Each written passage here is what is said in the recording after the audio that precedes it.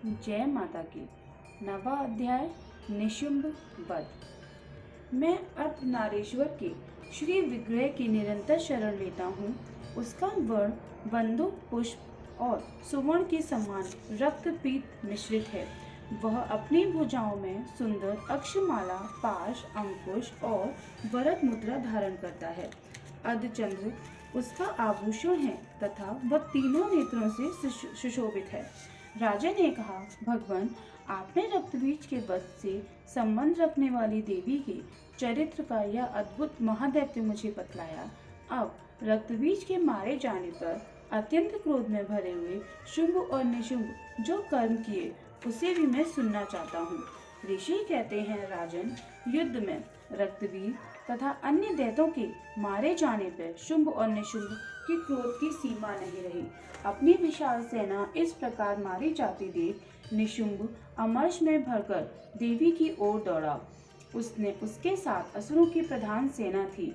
उसके आगे पीछे तथा पार्श्व भाग में बड़े बड़े असुर थे जो क्रोध से ओट चबाते हुए देवी को मार डालने के लिए आए। महापराक्रमी शुंभ भी अपनी सेना के साथ मातंग गणों से युद्ध करके क्रोधवश चंडिका को मारने के लिए आ पहुंचा। तब देवी के द्वारा शुंभ और निशुंभ घोर संग्राम छिड़ गया। वे दोनों दैत्य मेघों की भांति बाणों की भयंकर वृष्टि कर रहे थे। उन दोनों की चलाए हुए बाणों को चंडिका ने अपने बाणों के समूह से तुरंत काट डाला और शास्त्र समूह की वर्षा करके उन दोनों दैत्य पत्नियों के अंगों भी चोट पहुंचाई। निशुंभ ने तीखी तलवार और चमकती हुई डाल लेकर देवी के श्रेष्ठ वाहन सिंह के मस्तक पर प्रहार किया। अपने वाहन को चोट पहुंचने पर देवी ने क्षुप्रप नामक बाण से निशुंभ की श्रेष्ठ तलवार तुरंत ही काट डाली और उसकी डाल को भी, जिसमें 8 चांद जड़े थे, खंड खंड कर दिया। ढाल और तलवार से कट जाने पर उस असुर ने शक्ति चलाई, किंतु सामने आने पर देवी ने चक्र से उसके भी 2 टुकड़े कर दिए। अब तो निशुंभ क्रोध से जल उठा और उस दानव ने देवी को मारने के लिए शूल उठाया, किंतु देवी ने समीप आने पर भी उसे भी मुक्के से मार के चूर कर दिया। तब उसने गदा घुमाकर चंडी के ऊपर चलाई, परंतु वह भी देवी के त्रिशूल से कटकर भस्म हो गई। तदंतर दैत्यराज निशुंभ को फरसा हाथ में लेके आते देख देवी ने बाणों समूह से घायल कर धरती पर सुला दिया। उस भयंकर पराक्रमी भाई निशुंभ के धराशायी हो जाने पर शुंभ को बड़ा क्रोध हुआ और अंबिका का वध करने के लिए वो आगे बढ़ा। रथ पर बैठे ही उत्तम आयुधों से सुशोभित अपनी बड़ी बड़ी 8 अनुपम भुजाओं से समूचे आकाश को ढककर वह अद्भुत शोभा पाने लगा। उसे आते देख देवी ने शंख बजाया और धनुष की पंचायत भी अत्यंत दुस्सह शब्द किए। साथ ही अपने घंटे के शब्द से जो समस्त दैत्य सैनिकों का तेज नष्ट करने वाला था, संपूर्ण दिशाओं को व्याप्त कर दिया। तदंतर सिंह भी अपनी दहाड़ से, जिसे सुनकर बड़े बड़े गजराजों का महान मद चूर हो जाता है, आकाश, पृथ्वी और दशों दिशाओं में गूंजा दिया। फिर काली ने आकाश में उछलकर अपने दोनों हाथों से पृथ्वी पर आघात किया। उससे ऐसा भयंकर शब्द हुआ जिससे पहले सभी शब्द शांत हो गए। तत्पश्चात शिवदूती ने दैत्यों के लिए अमंगलजनक अट्टहास किया। इन शब्दों को सुनकर समस्त असुर थर्रा उठे, किंतु शुंभ को बड़ा क्रोध हुआ। उस समय देवी ने जब शुंभ को लक्ष्य करके कहा, ओ दुर्मात्मन, खड़ा रहे, खड़ा रहे। तभी आकाश में खड़े हुए देवता बोल उठे, जय हो, जय हो। शुंभ ने आकर वहां ज्वाला से युक्त अत्यंत भयानक शक्ति चलाई। अग्नि में पर्वत के समान आती हुई उस शक्ति को देवी ने बड़ी भारी लोक से दूर हटा दिया। उस समय शुंभ के सिंहनाद से तीनों लोक गूंज उठे। राजन, उसकी प्रतिध्वनि से वज्रपात के समान भयंकर शब्द हुआ, जिसने अन्य सब शब्दों को जीत लिया।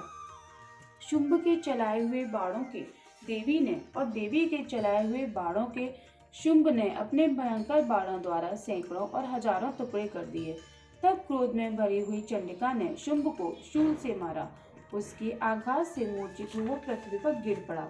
इतने में ही निशुंभ को चेतना हुई और उसने धनुष हाथ में लेके बाणों द्वारा देवी, काली और तथा सिंह को घायल कर दिया। फिर उस दैत्यराज ने 10,000 बाहें बना के चक्रों से प्रहार से चंडिका को आच्छेद कर दिया। तब दुर्गम पीड़ा का नाश करने वाली भगवती देवी ने कुपित होकर अपने बाणों से उन चक्रों तथा बाणों को काट गिराया। यह देख निशुंभ दैत्य सेना के साथ चंडिका का वध करने के लिए हाथ में गदा ले बड़े वेग से दौड़ा।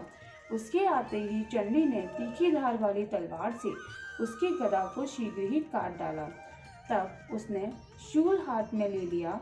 देवताओं को पीड़ा देने वाले निशुंभ को शूल हाथ में आते देख चंडिका ने वेग से चलाए हुए अपने शूल से उसकी छाती छेद डाली। शूल से विदित हो जाने पर उसकी छाती एक दूसरे महाबली एवं महापराक्रमी पुरुष खड़ी रह कहकर निकला। उस निकलते हुए पुरुष की बात सुनकर देवी ठठाकार हंस पड़ी और खड़ग से उन्होंने उसका मस्तक काट डाला। फिर तो वह पृथ्वी पर गिर पड़ा। तदंतर सिंह अपनी दाढ़ों से अश्रुओं की गर्दन कुचलकर खाने लगा। यह बड़ा भयंकर दृश्य था। उधर काली तथा शिवदूती ने भी अन्याय दैत्यों का भक्षण आरंभ किया। कुमारी की शक्ति ने विदीर्ण होकर कितने ही महादैत्य नष्ट हो गए।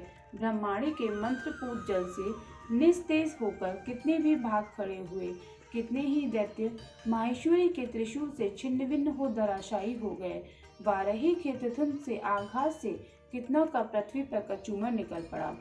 वैष्णवी ने भी अपने चक्र से दानव के टुकड़े टुकड़े कर दिए। इंद्र के हाथ से छूटे हुए ब्रज से कितने ही दैत्य के प्राण हाथों से धो बैठे। इस प्रकार असुर नष्ट हो गए। कुछ उस युद्ध में भाग खड़े हुए तथा कितने ही काली शिवदूती तथा सिंह के ग्रास बन गए। इस प्रकार निशुंभ वध नामक 9वां अध्याय पूरा हुआ। जय माता की।